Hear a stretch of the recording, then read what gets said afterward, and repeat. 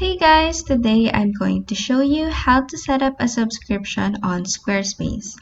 Before we start, it's important to be reminded that to be able to access advanced features like subscriptions, you first need to upgrade to a Squarespace paid plan. With that in mind, let's get started. First, go to squarespace.com, log in your account, and this action will lead you to your dashboard containing all of your websites. In the dashboard, click on the website you will be using by clicking on the Go to Website button. This will open a new tab where on the left panel, click on Products and Services and click Products from the drop-down.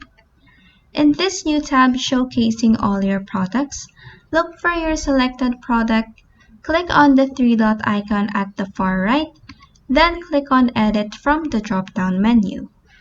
This action will lead you to a new tab where you can edit your product details. Scroll down to the Inventory section and click on Subscriptions. This will open another tab. From here, just customize your product subscription based on your preferences. Customize the purchase options and frequency, then click on Apply at the top right corner to save your changes. And that is how you can set up subscriptions on Squarespace. If this video helped you, please like and subscribe for more helpful tutorials.